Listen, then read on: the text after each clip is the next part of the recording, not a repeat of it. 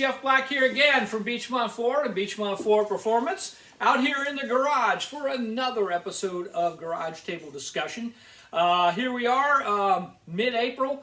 I am still on furlough from the dealership, but hopefully, at least here in the state of Ohio, the governor and the president are saying maybe May 1st we'll start to open things back up. We'll have to wait and see. I don't know. But hey, before I get too far, I do want to let you know about a slight change with the Garage Table Discussion videos. We've always done them on Sundays, every Sunday around noon, but I am going to cut that back to every other week. So there you go. Join me after this week, every other Sunday. All right, so today's discussion, I'm sure, like myself, you guys have heard the rumors. Ford is going to do away with the GT350 and the GT350R and the Bullet. And they're apparently going to be bringing back the Mach 1. And as you can see, today's guest is maybe a Mach 1. We don't know yet.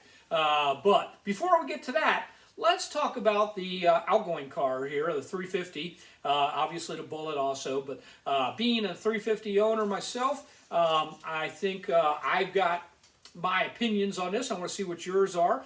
I'm not all that upset about seeing the car go away. I honestly think it would have probably ended in a 2019 model year if they had gotten the 500 into production sooner. And that's just my personal opinion. I don't know if there's any truth to that or not. But as far as production numbers, I'm glad to see it go away. I never buy a vehicle thinking it's going to be worth anything in my lifetime or be a collector item or anything like that. But I'd still like to see lower production numbers. And even though this thing ran from 2015 to 2020, the production numbers, if you really look at the big picture, aren't that high. I'll use the 2003 and 2004 Terminator as an example. So only 2 model years, and there were 19,140 of those cars built. Now, the 350 ran from 2015 to 2020, obviously, but I only have numbers that I can verify for 2015 to 2019. And non-Rs, there were 21,830 built, and only 2,664 Rs. So even if you do factor in the 20-year model numbers, which I think are going to be very low, I think they'd have been low anyway, but with the plants being shut down for the coronavirus thing, I think numbers are going to be very low. So if you really look at that, I mean, overall, the numbers are not that high for that many years of production compared to 2 years of the Terminator. So I don't know. We'll see. I still think in historical terms that the 350 and the 350R will be considered a very, one of the most interesting and best Mustangs that Ford ever built. A lot of that has to do with the flat plane crank engine, which is so unique that I think these will be historically a very popular car. So let's talk about the Mach 1 that may be coming.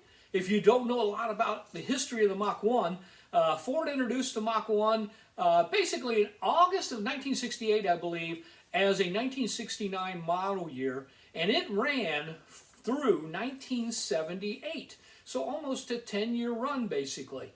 And then it went away. And then it came back again in 2003 and 2004 alongside the Terminator Cobra.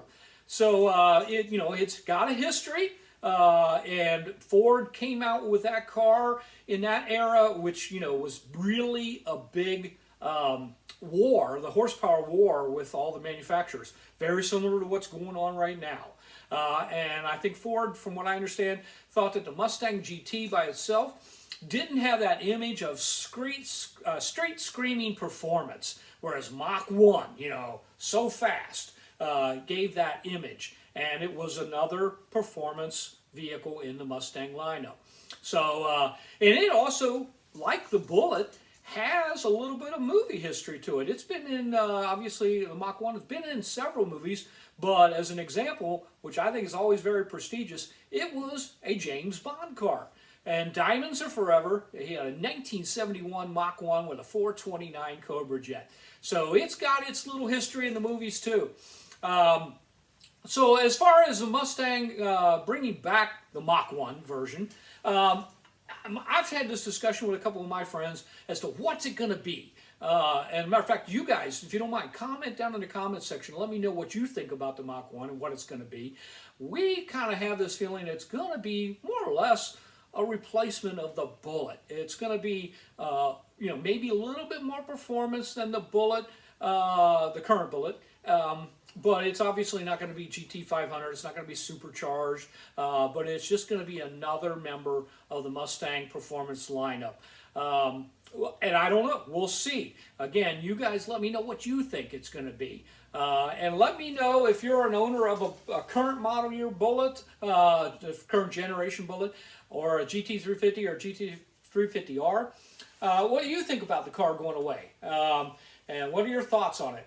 So there you go. Another episode of Garage Table Discussion.